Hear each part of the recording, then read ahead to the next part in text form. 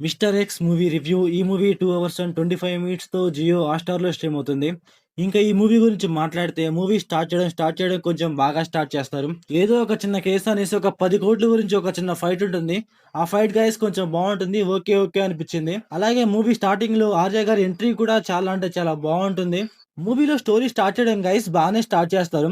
కాకపోతే ఏంటంటే ఆ స్టోరీని మామ చాలా అంటే చాలా ఎక్కువ సేపు చూపిస్తారు.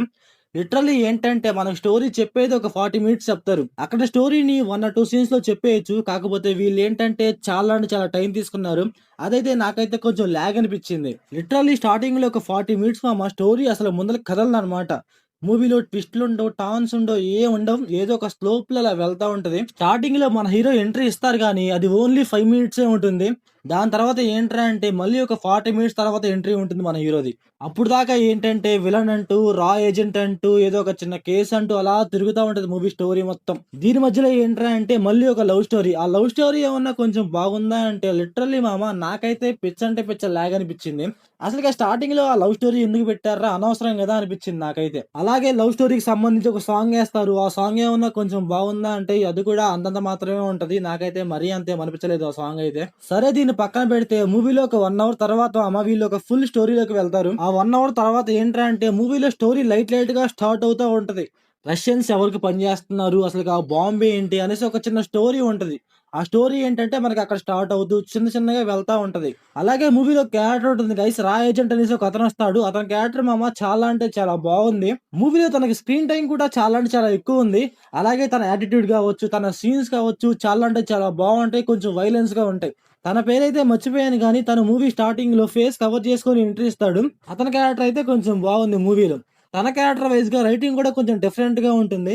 అలాగే ఒక చిన్న హౌస్‌లో ఒక గన్ షూట్ ఉంటుందన్నమాట. అక్కడ కూడా రైటింగ్ కూడా చాలా అంటే చాలా డిఫరెంట్‌గా ఉంటది. అంటే వీడు విలన్ టైప్‌లో ఉన్నాడ్రా, కొంచెం సైకోలా ఉన్నాడ్రా అనేసి మనకైతే అనిపిస్తది. మూవీలో తన క్యారెక్టర్ అయితే చాలా అంటే చాలా బావుంటుంది. ఫైట్స్ వైస్‌గా గావచ్చు, యాక్షన్ వైస్‌గా గావచ్చు అంతా పర్లేదు బానే ఉంటది. లాస్ట్ ఒక 1 అవర్‌లో ఏంటంటే ఒక 2, 3 ట్విస్ట్‌లొస్తాయి గైస్. ఆ ట్విస్ట్ అయితే చాలా అంటే చాలా బావుంటాయి. నాకైతే వర్కౌట్ అయ్యాయి. కాకపోతే ఏంట్రా అంటే మూవీలో ఇంకా ట్విస్ట్ ఇస్తారు. కాకపోతే అవైతే మనకి అస్సలంటే అసలు వర్కౌట్ అవ్వవు.